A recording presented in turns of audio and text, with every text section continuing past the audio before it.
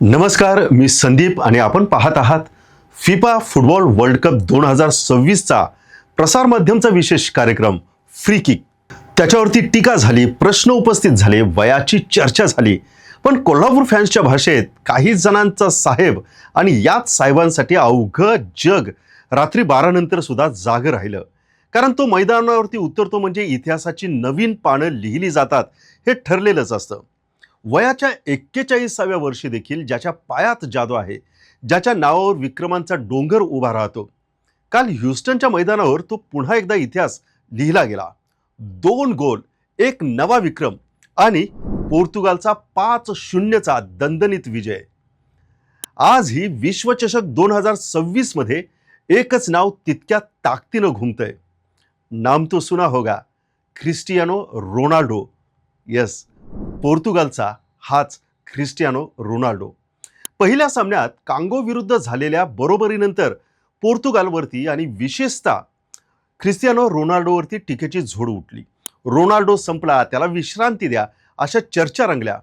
पण रोनाल्डो, ज्याला कोल्हापूरच्या भाषेमध्ये साहेब म्हटलं जातं, तो सातत्यानं सांगत होता, टायगर अभी जिंदा है. उझबेकिस्तानच्या विरुद्धच्या सामन्यात रोनाल्डोनं टीकाकारांना बुटाच्या लेसनं अक्षरशः उत्तर दिलं. सामन्याच्या अवघ्या 6व्या मिनिटाला जोआओ कॅसिनोलाच्या अचूक क्रॉसवरती रोनाल्डोनं जो चेंडू जाळ्यात धाडला ना, तो अप्रतिम होता आणि इथंच पोर्तुगालच्या विजयाची नांदी झाली. आणि खरं म्हणजे रोनाल्डोचा हा फक्त गोल नव्हता, तर हा एक इतिहास होता. याचं कारण असं, विश्वचषकाच्या 6 वेगवेगळ्या स्पर्धांमध्ये गोल करणारा रोनाल्डो हा जगातला पहिला खेळाडू ठरला.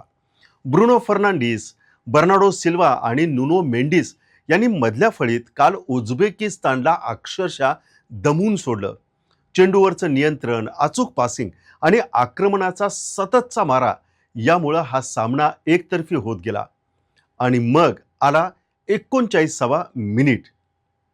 ब्रुनोचा पास, रोनाल्डोची धाव आणि पुन्हा एकदा गोल.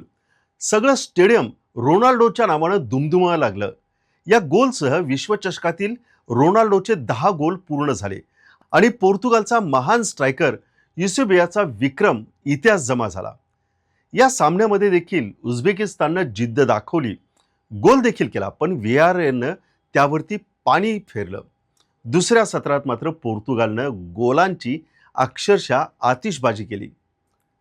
उझबेकिस्तानचा आत्मघातकी गोल आणि त्यानंतर राफेल लिओचा गोल. कोल्हापूरच्या भाषेत सांगायचं तर सुक्या मटणात नळी पडावी ना, तसं फिलिंग आलं राव. कारण त्या गोलसाठी ॲसिस्ट देखील रोनाल्डोच होता. 2 गोल, 1 ॲसिस्ट आणि अनेक संधी.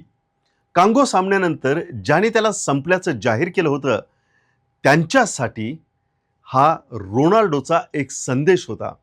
आणि रोनाल्डोचा संदेश हाच होता, आय एम बॅक.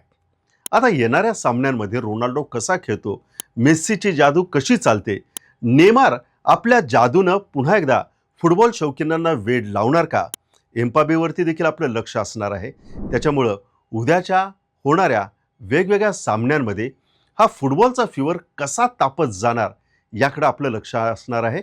आणि त्यासाठीच आपण पाहत राहा प्रसार माध्यमचा विशेष कार्यक्रम किक.